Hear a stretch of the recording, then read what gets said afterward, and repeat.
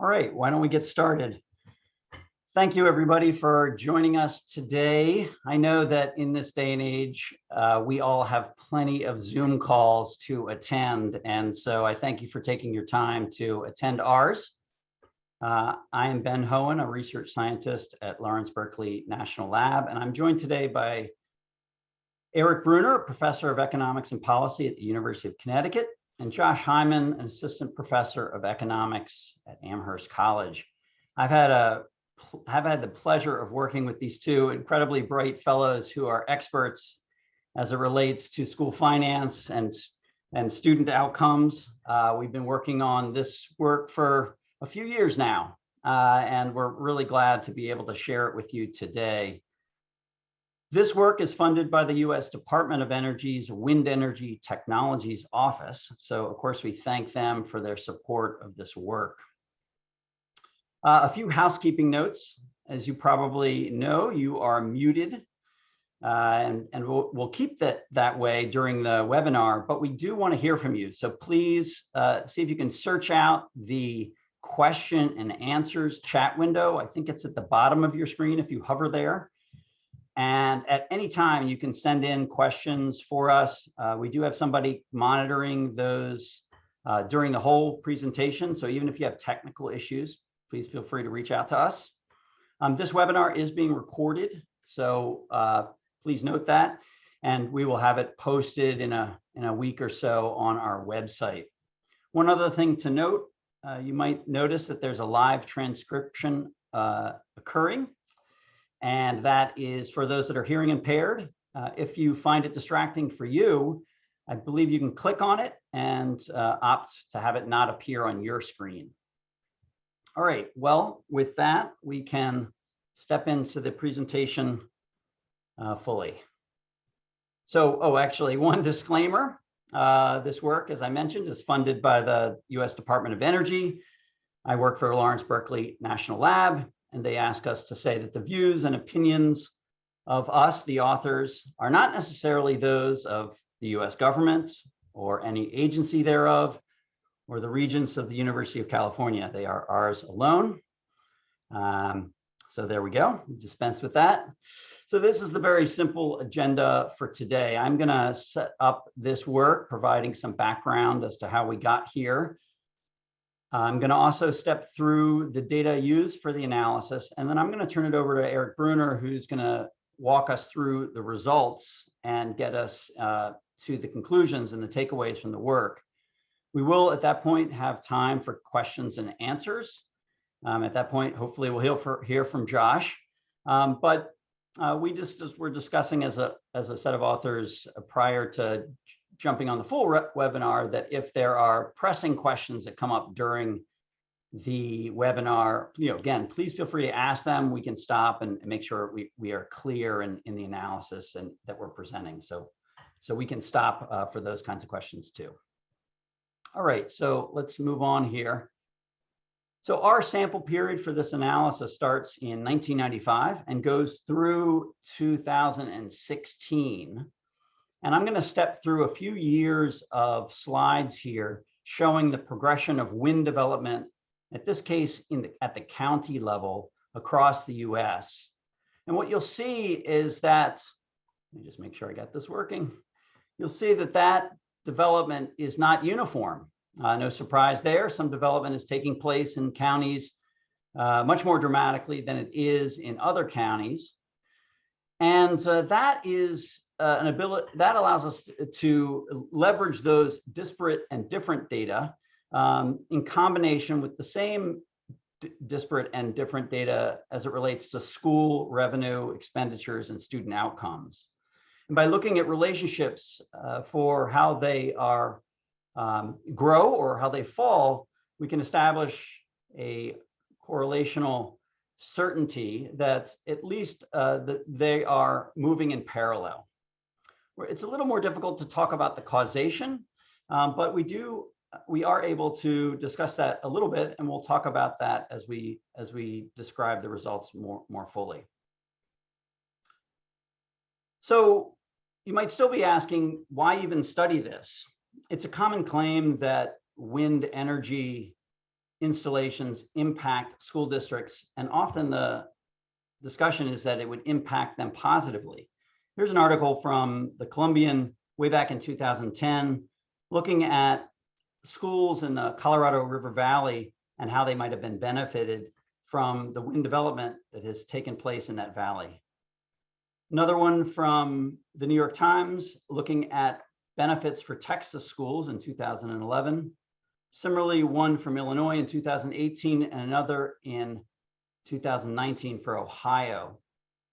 And in general, this claim is thought to be true, that as wind development occurs and taxes are collected for local school districts and other taxing authorities, those money would ultimately flow and improve the school's finances. But understanding this is not particularly easy, given the fact that there is a dizzying array of tax requirements and controlling aspects of how those monies ultimately get to the school, and if they do at all. It could be that the taxing authority at the local level differs from that at the county level, or the county differs from that at the state level. And of course, there are many differences between states. There could be tax abatements that might allow a property owner, a wind project owner, to not pay taxes for a period of time, or they could be fully exempt for the entire time that that project is operating. In some cases, the state aid to schools might change as that local revenue increases, meaning state aid might decrease as local revenue increases, allowing no net change in the revenue at that school in total. There are very different tax rates and individual spending type caps that might exist at the school district level or county or state level. As well, just valuing the property is different. It could be that you value it based on its capital cost, or you might value it based on the energy that the project produces, or at the total revenue for the project. Some jurisdictions don't have any organized way to collect taxes, and so the owner and developer might set up a payment in lieu of taxes for the local taxing authorities. And finally, there could be rural economic zones or enterprise zones that could overlap the various school districts that might impact how these monies are collected and dispersed. So with this dizzying array, you would think this is a relatively difficult thing to study. But that hasn't stopped the brave few. Dave Loomis was one of the first folks to present a paper and an analysis from July of 2011 on wind farm implications for school districts in Illinois. This was followed up by two studies, one by Matthew Kahn and one by De Silva, McComb, and Schiller, looking at Texas County and the developments there and how those impacted school districts. And finally, Becca Castleberry and Scott Green analyzed school district revenue and outcomes in Oklahoma. You can see each one of these focused on either an individual state or even just counties within that state. And that left a pretty big gap in our mind. What are the impacts across the entire United States if we looked to set a baseline to understand whether this is normally the case or whether it's really unusual? And if it is the case, what are sort of the levels of those impacts? Specifically, what type of expenditures are occurring if new money is coming into the school district and they can disperse it? Are those expenditures a capital expenditure or a current/operational expenditure? A capital expenditure would be something like improving a school facility or buying new buses, a capital purchase. A current expenditure might be more along the lines of teacher salaries or hiring new teachers or purchasing new supplies. And it's thought that the current expenditures, when you boost them and say, for example, hire a new teacher, that might improve the teacher-student ratio. If there's more attention given to a student by a teacher for their unique characteristics, they often are assumed to do better in school. So as we see greater current expenditures, we might see, or more be likely to see, greater improvements in student achievement. But capital expenditures are also significant in improving the outcomes for schools. You can imagine a new building could make students much more happy to be at school and therefore potentially perform better. So these are some of the things that we wanted to examine a little bit more in detail with this work. And then there's a fourth area, this thing called flypaper. Flypaper is this idea that it sticks where it hits. As money comes into a school district, it sticks in that school district and they spend it in that school district. But that isn't always the case. As we mentioned, potentially that money might flow back out because state aid decreases. Or if it really is there, the school district taxing authority might say, well, this is a great opportunity to lower tax rates across the entire district for general property tax collections, ad valorem tax collections, and therefore providing tax relief for those individuals instead of keeping the money and then spending it in the district. So that's another area that we felt like this work could serve to look into a little bit more detail where we had the data to do so. So this gets us to the overall project overview. Is there empirical evidence that wind development has had an effect on school revenue, expenditures, and student outcomes across the United States? And moreover, how have these expenditures been divided among capital and current expenditures? Is there evidence that student outcomes, for example, teacher-student ratios and test scores, have improved? And as I just mentioned, is there evidence of a flypaper or instead a tax relief effect? So those are what we'll be talking about today, amongst other aspects of this research. So let me describe the data, and then we can hand it over to Eric to dive into the results. So we started with the location of all of the wind turbines in the United States, and I'll talk about why that's important on the next slide. These data come from the US Wind Turbine Database. For those of you that are not familiar, that's a database that has been quarterly updated for a bunch of years now. It's derived through a collaboration between us at Berkeley Lab, the American Clean Power Association, which was formerly the American Wind Energy Association, and USGS. So we have the locations of turbines. We need to map them to school districts. We got those data from the National Center for Education Statistics, or NCES. Similarly, from NCES, we were able to get school finance data through the local education agency finance survey. And as well, staff and student counts came in from NCES via the annual Common Core of data. Student achievement, which we also wanted to look at, came in through the National Assessment of Educational Progress.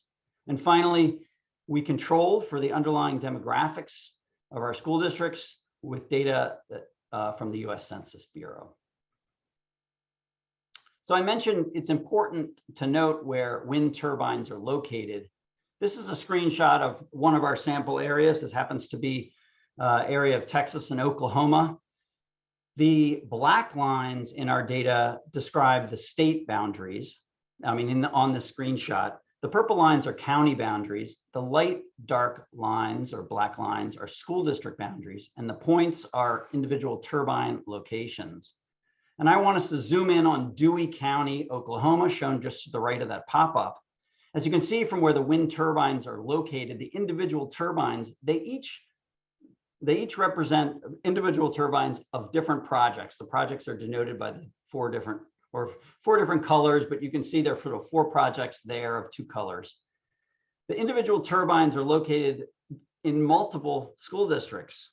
So if we just took the centroid for an individual project, we might assume that that particular school district where that centroid falls is going to be bestowed all the benefits of that project. But in fact, it's where the turbines are located. So it's really important we had this high resolution data set of turbine locations and the high resolution data set of the school district boundaries. Overall, we analyzed data from 34 states. 638 school districts had at least some wind development greater than 2 megawatts. But we wanted to compare those to districts that were otherwise similar that did not have wind, and we had over 10,000 of those. The study period, as I mentioned, spanned 1995 to 2016. And the median capacity per student in our data are 243 kilowatts per pupil, or about a quarter of a megawatt per pupil. That's the median development per pupil. Why that matters is because you'll see some of our results are expressed in that unit.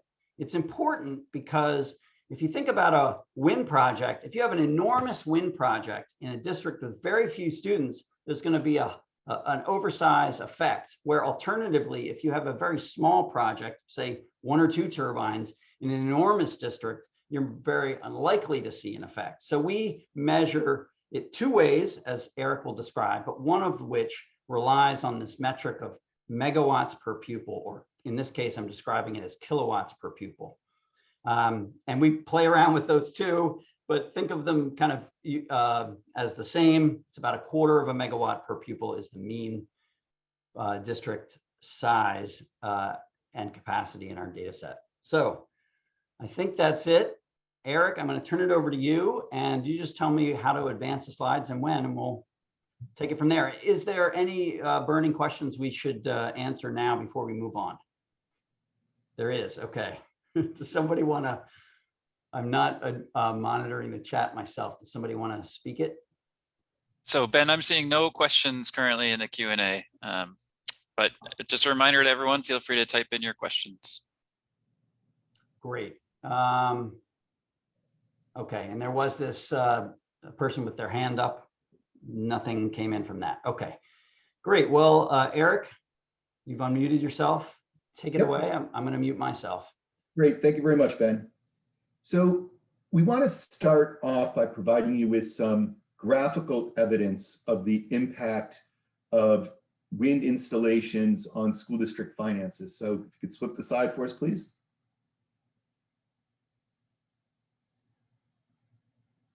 So we call these event studies for anybody who might not be familiar with that. What an event study really is, it's going to compare places that have wind, places that have wind turbines to school districts that don't over time. So we're going to look starting before the wind turbines actually become operational until, let's say, about 8 years after they became operational. And what we're going to do is we're going to trace out how the school districts that got wind look different from the school districts that never got wind over time. And so one thing you should think about at first is, prior to a wind installation becoming active, it clearly shouldn't provide any benefit for a school district. So in periods prior to the installation of wind projects, we would expect school districts who eventually do get wind to look very, very much like school districts who never get wind. Okay, that's the first thing to think of. The second thing to think of is what Ben said, which is that the way that wind installations typically, in the vast majority of cases, affect school districts is it affects their local property tax base. And it does that in a myriad of ways, as Ben said. Some it's directly just going to add to the tax base, others going to lead to pilot programs, payments in lieu of taxes, etc. But in the end, it's going to affect the local tax base. And so once the local tax base goes up, that's when we would expect to see a differential effect between places that never get wind and those that do. So if we start with the event studies, Ben, I can walk through those now. So here's the way to think about these. In every picture, you'll see a straight line that's centered on 0. Okay. So the first thing to note is that that straight line, vertical line centered on 0, is the year a wind project became operational. Okay, so that's the year the wind projects become operational. And what we've done here is we've recentered our data so that all wind turbines are basically on the same scale, right? So every place starts at 0, right, the year they get wind, and then we count years after. And we plot these things all the way up to 8 years after a wind project becomes operational. To the left of the vertical line are all the years up to 6 years prior to the wind installation becoming operational. Okay?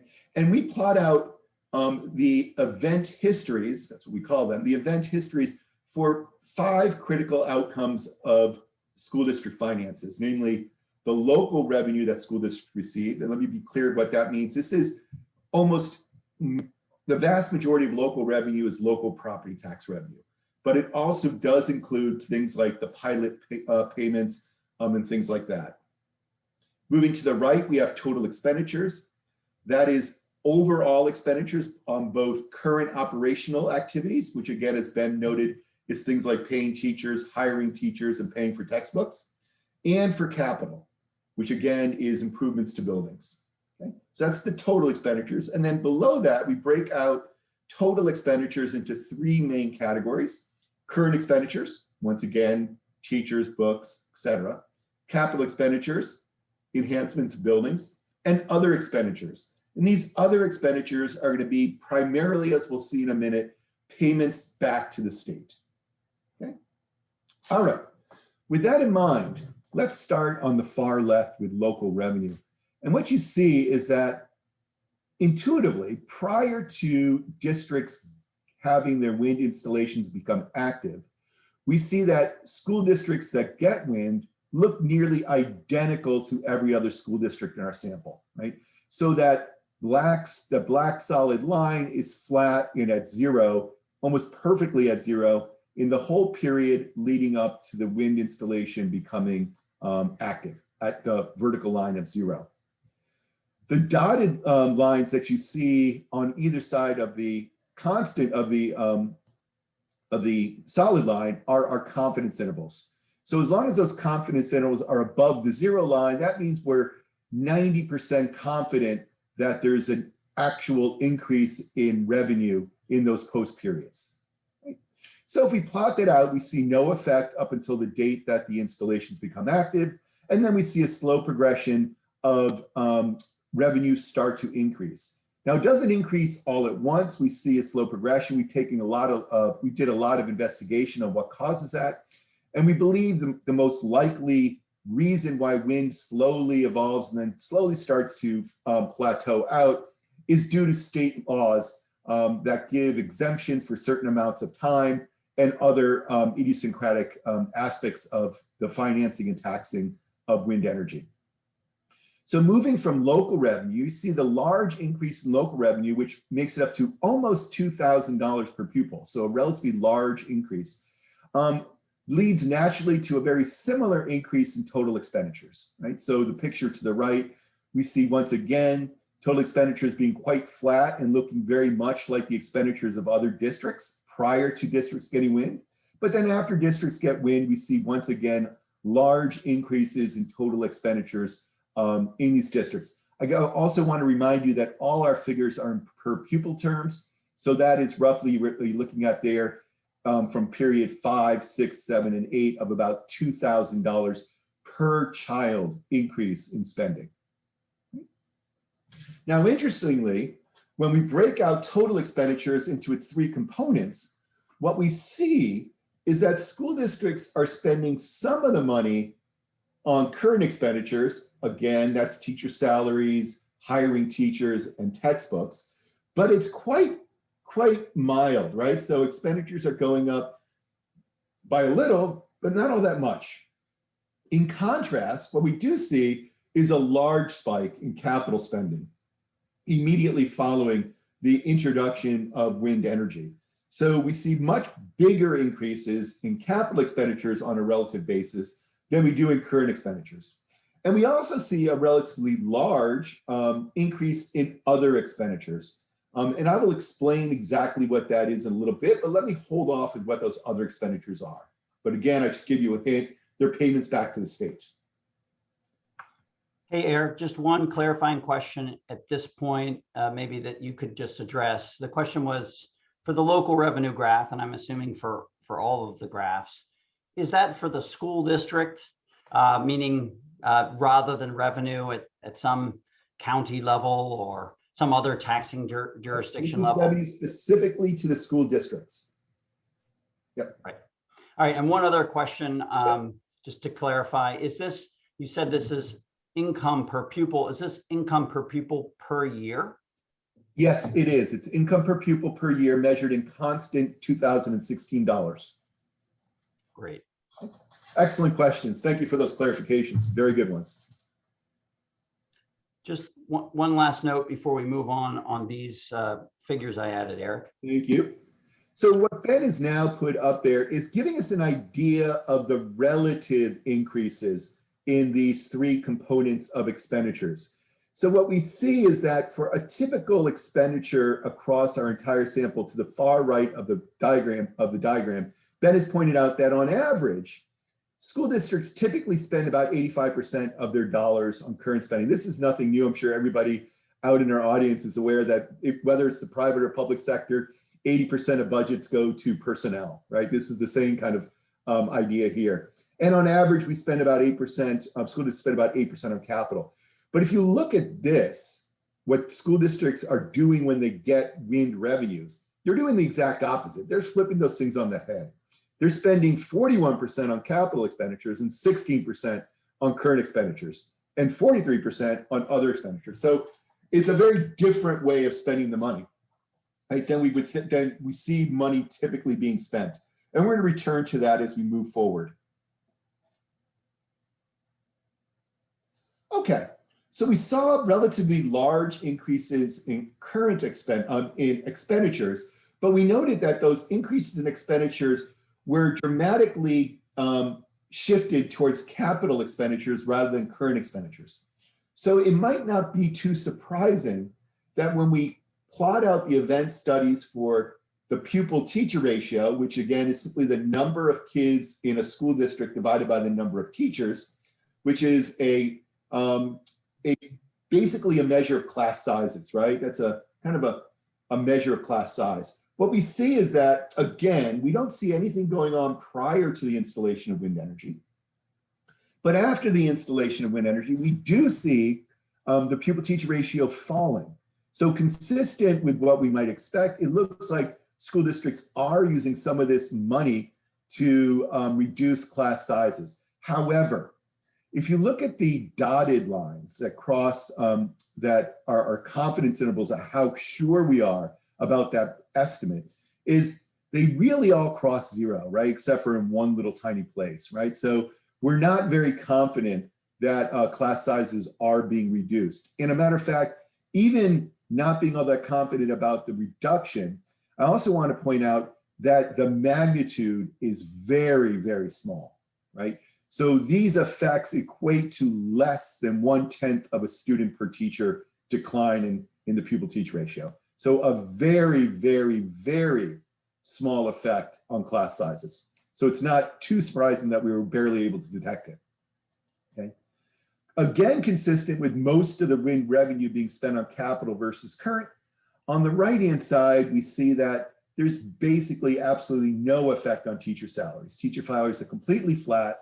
They're a little bit chunky and clunky, but they're flat, right? So we're seeing no effect on teacher salaries, okay? So despite some increases in current expenditures, we see very small changes in pupil-teacher ratios and no changes at all in teacher salaries.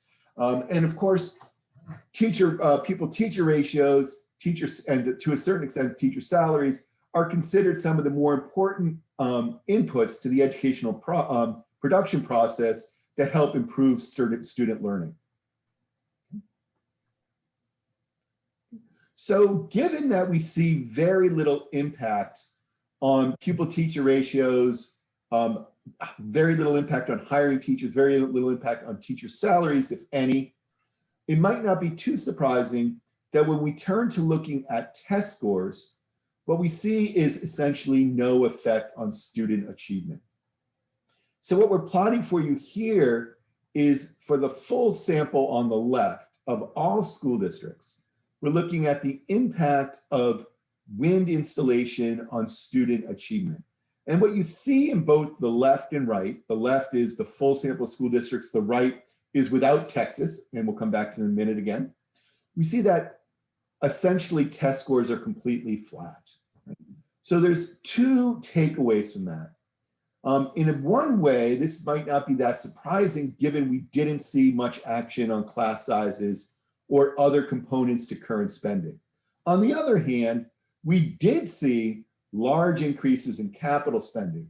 So this is starting to tell some of a story that it looks like capital spending might not be as effective at improving student achievement as current expenditures are.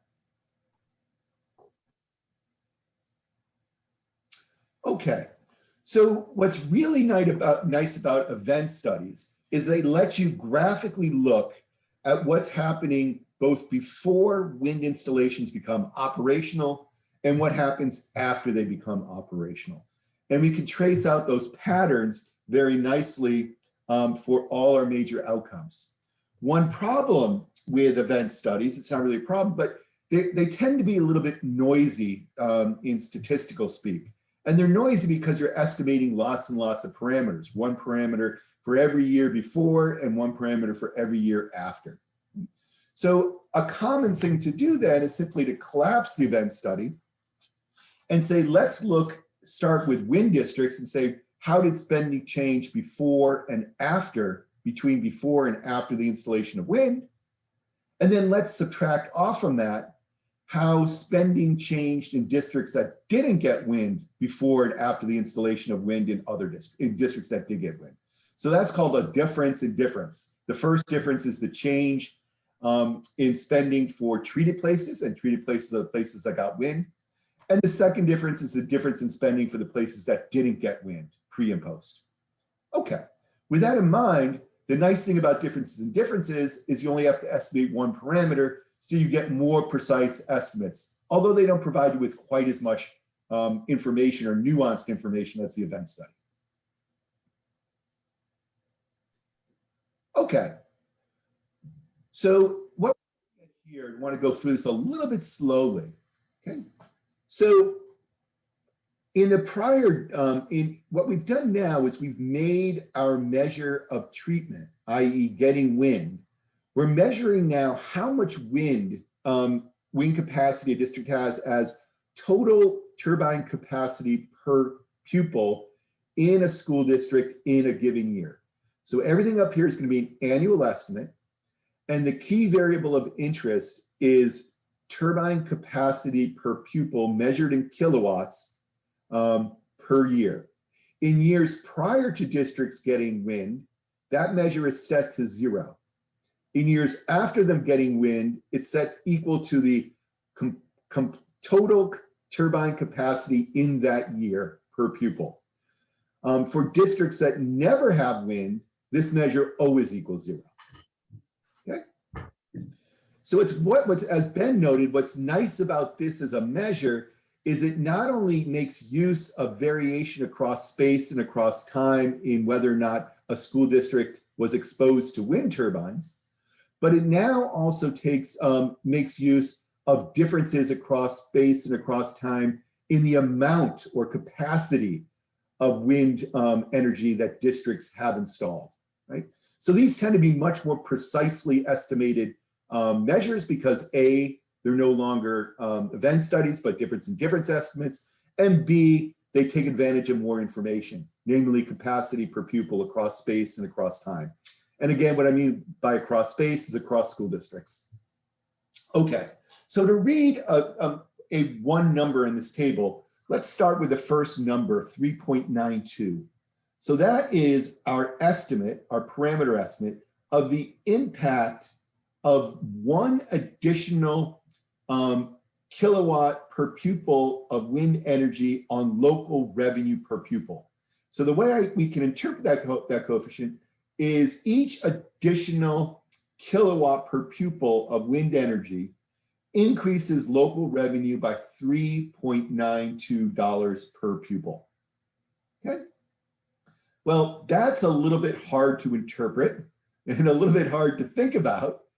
So if you go to the far right, you'll see a number 918.33. What that number is the effect of that $3.92 increase measured at the average capacity in our sample, which is 243 kilowatts, or as Ben has outlined in the red box below, if you like thinking about things in megawatts instead, 0.243 megawatts per pupil. Okay? So this is being analyzed now at the average in our sample. Okay?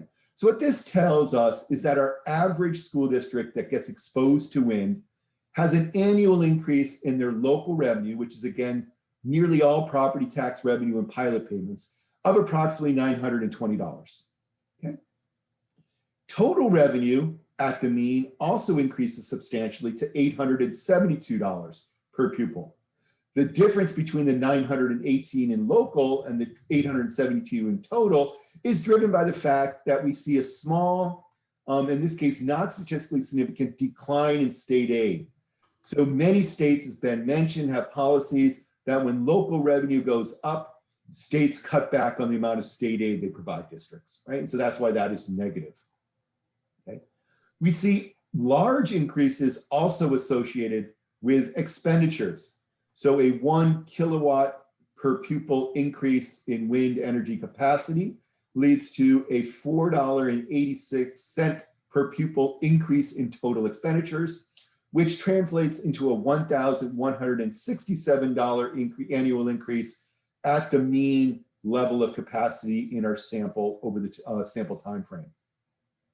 And now what we really see very starkly now, if we turn to the next two rows, is that we see that this money is being spent about doubly as much on capital than it is on current expenditures. So while current expenditures go up by $215 on average, capital expenditures go up by a full $515 on average, right? So much, much larger increases in capital spending than in current spending. So for whatever reason, which we will return to in a little bit, school districts are choosing to spend a substantial, a much larger percentage of this money on capital items than they are on current spendings. We also see a very large increase in other expenditures. I want to point out these do not again represent actual expenditures by the school district. These represent money that the districts are giving back to the state, right? And so after districts get wind energy, they're giving a substantial portion of that money back to the state. A little point I'll make right now is just so you know, is that that's going to be driven almost entirely by Texas. Okay, and we'll see why in a minute. It has to do with Texas education laws and policies. Okay, we see a very tiny decrease in the per pupil teacher ratio. The easiest number to look at is exactly as Ben is doing, is the -0.04. So what that's saying is that the number of children per teacher declines by only 0.04 and is only significant at the 10% level on average in our districts. So very, very tiny change in the teacher-pupil ratio. And again, no statistically significant or economically meaningful change in teacher salaries. That's $60. Any questions about that? It was a mouthful to go through. Eric, we have one question that's come up a few times. We've got this total revenue here of 872, and we've got total expenditures of 1167. Why are they different? How can they be different? Great question. So what we see here is that we see total revenue going up by 872, but we see total expenditures going up by 1,167. Is that the question, Ben? Yep. Great. Yes. So the answer is that there's a difference between how the National Center for Education Statistics and the US Census Bureau classify revenue and expenditures. Okay. So for example, when a school district passes a general obligation bond to finance capital expenditures, which is the main way that school districts in the United States finance their capital expenditures, because these are durable things that make sense for them to issue debt. When they issue that debt, that does not count as revenue. But once the school districts use the revenue from the GO bonds to start building schools or renovate schools, that counts as expenditures. Okay, so the issuance of bonds is not revenue, but it is expenditures. So expenditures, if school districts are using some of the money to provide the leverage to be able to issue bonds, will not be seen in the revenue, but will be seen in expenditures. Thank you. Excellent clarifying question. Yeah, and I guess you'd have an increase on the balance sheet for debt similarly. Yes, we haven't shown that here, but there is a clear increase in long-term debt in school districts that get wind energy installations, which is consistent with the large increases in capital spending. Great. All right, moving on. Sure. Okay, so we thought it might be, you know, a lot of people like graphics instead of numbers. So this is just a graphic, and it's also might be a little bit easier to understand if we thought if we just made you think in terms of megawatts instead of kilowatts. So this is now the impact on revenues or local revenue. So again, property tax revenue for the most part in pilots of a 1 megawatt per pupil increase in capacity in a district. And what we see is that overall, local revenue increases by about $3,780 per child for a 1 megawatt increase in revenue per pupil. So a very large increase in revenue. And we see in contrast, we see a very small change in state aid, a decline of about $250. And then we see a small increase in other forms of local revenue, but that's completely very, very small. Okay. Turning to all districts but Texas, we see the effect is much smaller outside of Texas. I'm sure most people on this webinar know this, but Texas is by far the biggest wind energy producer in the United States, accounting for over 30% of all wind capacity in the country. So it's not probably too terribly surprising maybe that the results for revenue, and we're going to see expenditures, are much larger in Texas than they are overall. So the big takeaway here is that Texas is different than the rest of the United States in how much revenue it's getting. But either way, the amount of revenue that's being generated in terms of property tax revenue for these districts is relatively large in magnitude. Okay, and the other big takeaway is being spent mostly on capital. Moving on. Yep. And this next slide is really just trying to bring this point home about what the money's being spent on. And again, what you're seeing here is the grayish green, I don't know what color that is, I guess bluish turquoise is current spending. The orange red is capital spending. And then the green is other, which again is 95% payments back to the state from local school districts. And again, what we see is this large contrast in current versus capital, with capital being almost triple what it is relative to current, and being substantially larger than current spending in Texas. If we look at Texas, current spending for a megawatt increase per pupil in capacity goes up by $880, whereas capital spending goes up by a whopping $4,330 per pupil in Texas, right? Now in Texas, you also see this very strange thing that all this other revenue is being driven completely by Texas. So we see this small increase in other revenue, other expenditures in all districts outside of Texas of 700, but we see this other expenditures in Texas of about the exact same size as capital expenditures, $4,820. So what is going on there? It's probably a great time to talk about that, since that other category is driven entirely by Texas. So as Ben noted earlier, there really is a myriad of ways of taxing wind energy across the United States. Some are very transparent, as one example being Illinois and the way they do it, but others are quite opaque and vary actually both across counties and across states, right? And across time. Okay? Texas is by far one of the most unique ones.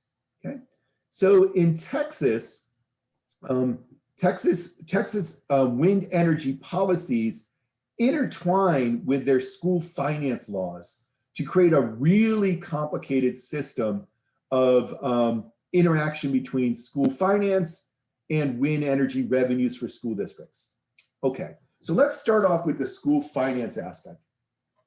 Texas had a school finance reform due to the large inequalities in spending per pupil across districts and large disparities in assessed value of property across districts in 1991.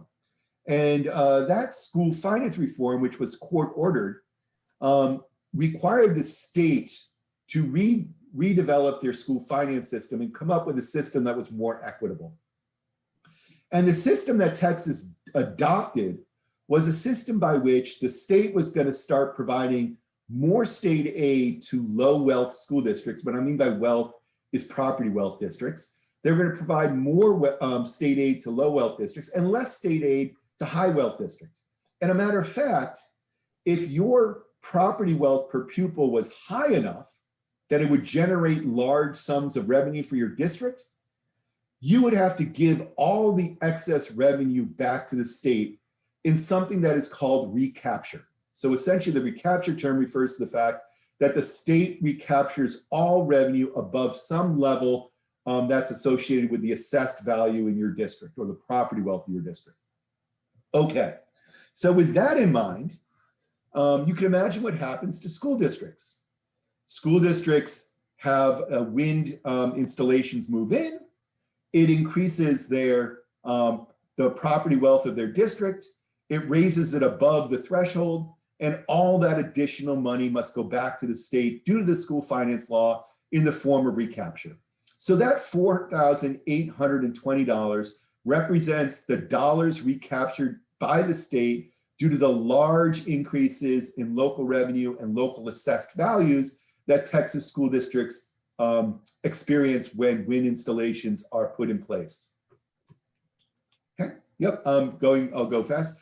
The other thing to note is, why does Texas then choose to spend so much money on capital?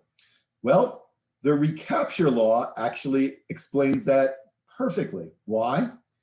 The Texas recapture law pertains only to the money you spend on current expenditures or assessed value property wealth devoted to current expenditures. Capital expenditures are excluded from this. So when a school district chooses to issue GO bonds, it gets to, that money will not be recaptured by the state. So districts in Texas have a very, very strong incentive to spend windfall revenue from wind farms on capital spending rather than current spending. Okay, I'm ready, Ben. Okay, just point out that there's a typo. This said here we see it roughly at 1 to 1. This should be 1 to 2.4. Right, exactly. The exact opposite of this. That was my mistake when I made this slide. So let's move on here. And just noting it's 11 before the hour, so we want to try to wrap it up, giving there's a few questions and maybe there'll be others that are coming in. Great. So here is just another, I'll go through this very quickly.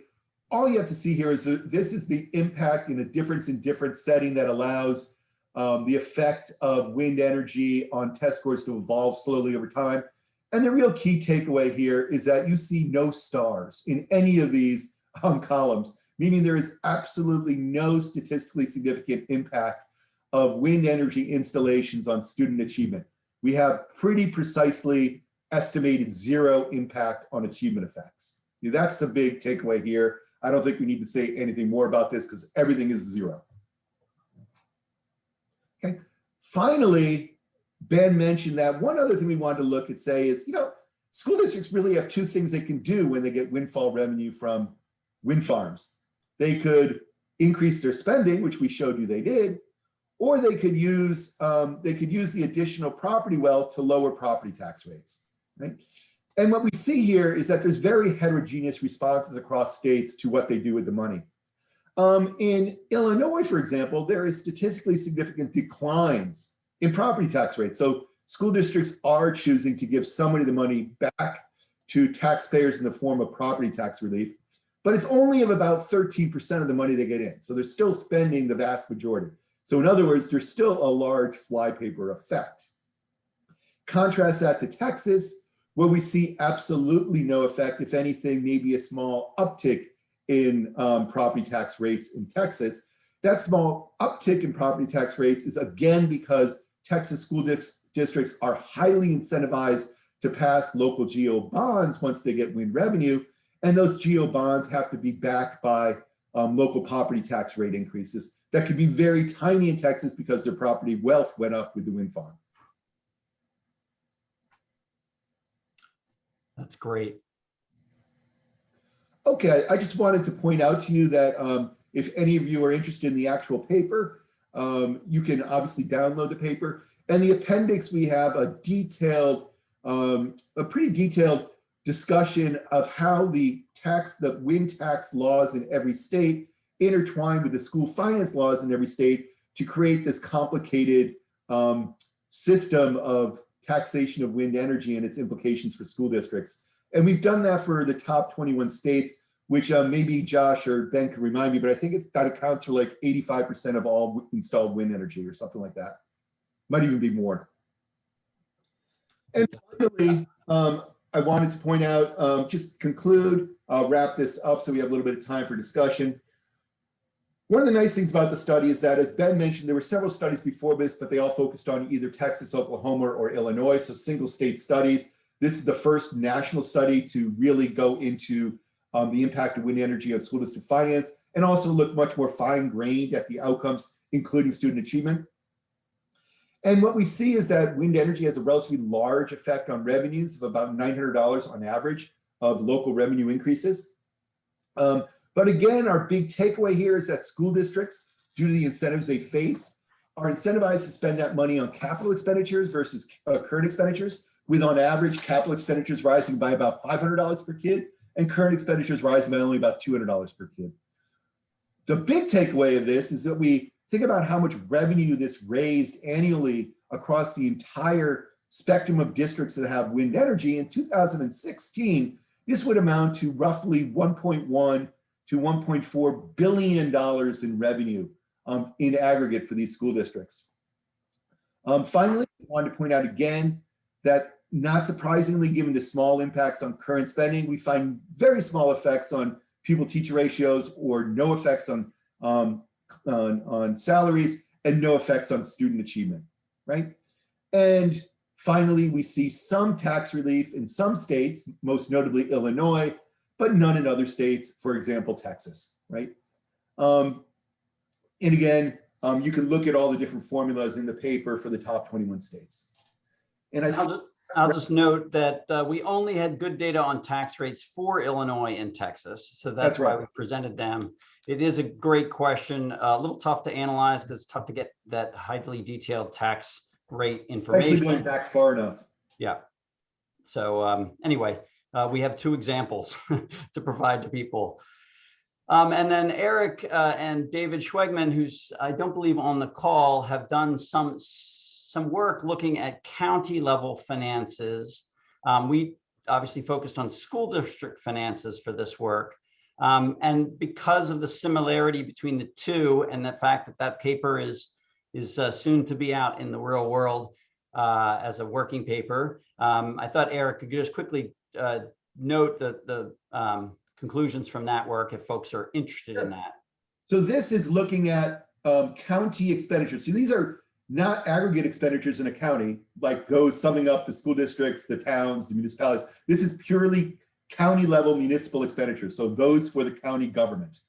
And we see extremely large impacts of wind installations on county revenues. So county owned source revenue, which again is mostly property tax revenue, increases by approximately 26% once wind installations become active, and expenditures increase by about 23%. So big increases. We can also look at our data what counties choose to spend this windfall revenue on. And what we find is that they really spend it on two major outcomes. Hospital spending increases by a whopping 76% post wind energy installation, and spending on highways and roads increases by 55% post wind energy installation. Finally, we can ask the question, do local residents seem to value this increase in services and spending that accompanies wind installations? And to do that, we look at the impact of wind installations on property values. These are residential property values. And what we find is that the increase in revenue and expenditures that comes along with wind energy is capitalized into housing values. So property values increase by roughly 4% following the installation of wind energy in a county. I want to be clear about this. For the property value effects, these actually represent the total aggregate impact of wind on everything from school districts to local municipalities and those effects on property values. We can't separate that out specifically for schools or specifically for counties. It's the total effect. Thank you. Yeah, no problem. Thanks, Eric. Okay, so we're at the end. We have just a few minutes here.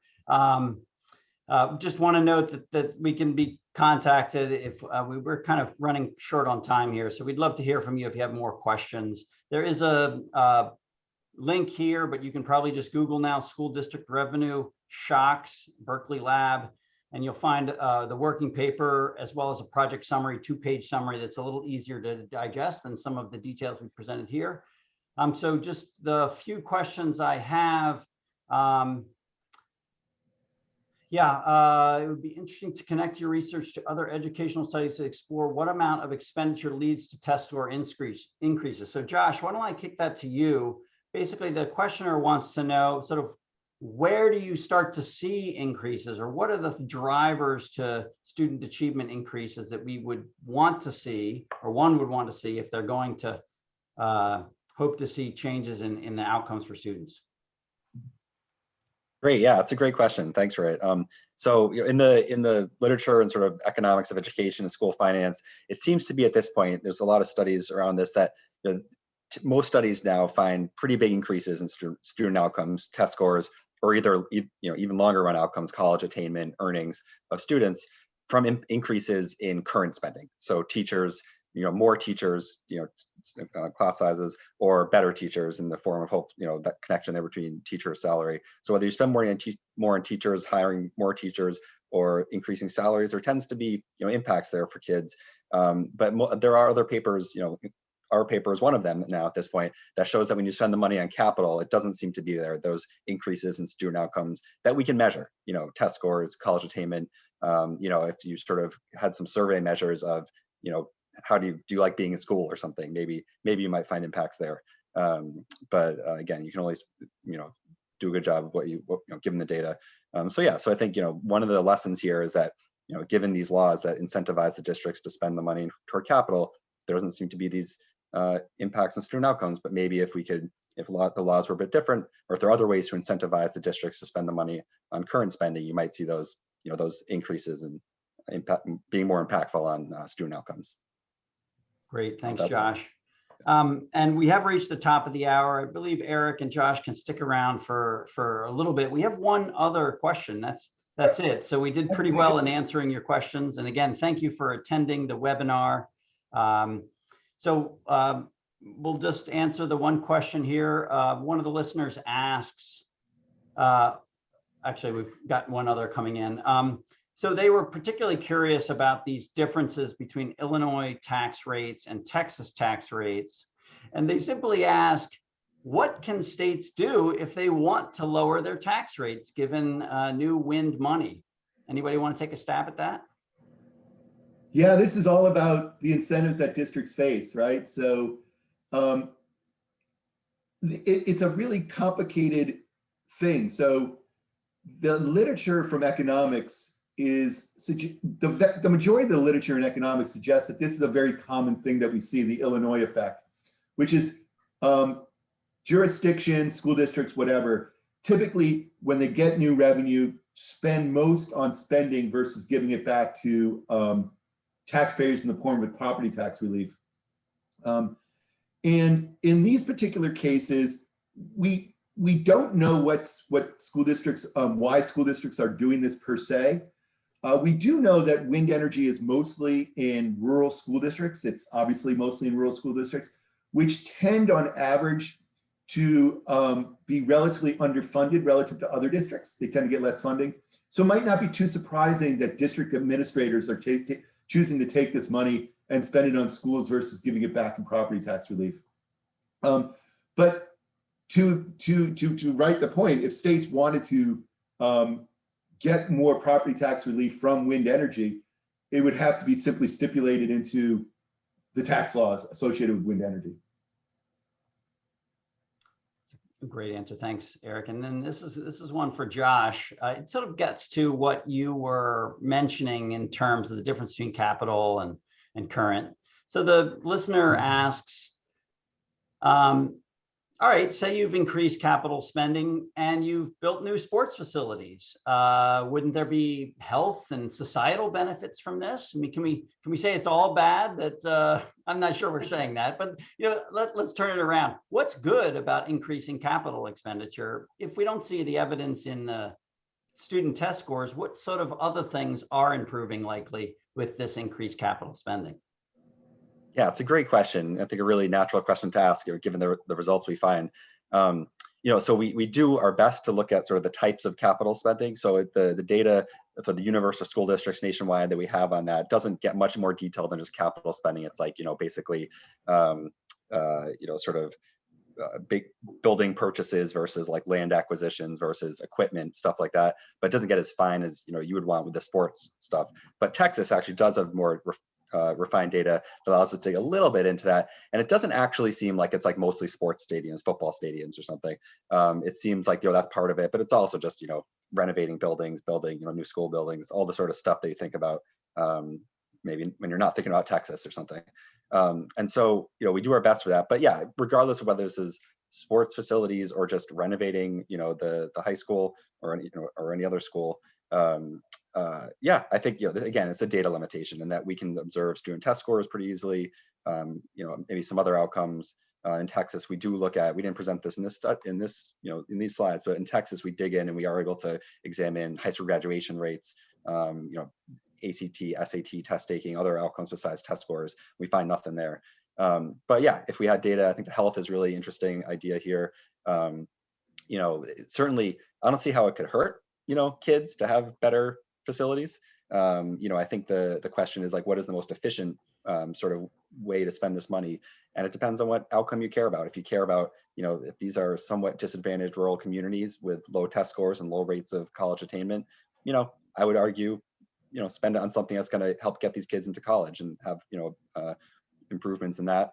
But if you care about, them, maybe having, being a little more healthy physically and mentally, potentially, we care about all these things. But yeah, I could see there being impacts there, and that would be, it would be really cool to find some data that could allow you to answer that. That would be a really good question. So if I might just add to that, the person who asked the question is exactly right. There are certainly other benefits.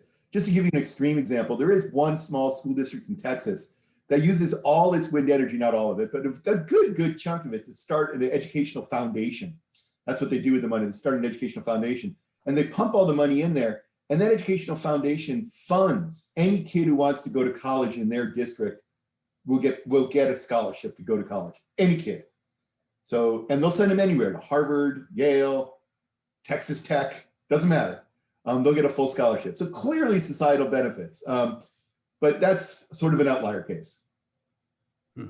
With a college senior in my house, I sort of wish I was in that district. Well, you have to move to a small rural school district in Texas. I guess so. So we have a number of questions as it relates to this, and I think this is an interesting area for further research. It feels like we could do survey work potentially to better understand how these capital expenditures are changing the school, the students, whatever it may be. And also note that maybe it's not what the administrators want to do. I mean, they are, as Eric so eloquently described in Texas, sort of under the restriction of doing this if they want to use the money locally. And so, it's not as if they don't want to make the changes that Josh outlined, but they might have the restriction of doing so, and they at least want to keep some of the money in the district. Ben, can I just interject there too, really briefly? It's always also really important to remember that many states operate under equalization policies for current spending. And so districts are really constrained on spending the money on current expenditures because the state laws take that money back. Right? Texas is the classic example, but many states have gone through school finance reforms that equalize spending across districts. And the way they do it is they limit current expenditures, but they typically do nothing to capital expenditures. Just as another example, in Michigan, even if districts wanted to spend the money on reducing class size, they're not allowed to. Due to school finance reform, the only thing Michigan school districts can spend additional wind revenue on is capital spending. Right. All right, well, we are at the top of the, I'm really well past the hour. Thanks for those that are stuck around. I'm going to let the one listener have the last word. He says, maybe that we shouldn't think of capital improvements as the driver for increasing scores. Maybe it can help to keep them from falling if there are other issues like improving school buildings that might really make people and students feeling like they don't even want to come to school. So who knows?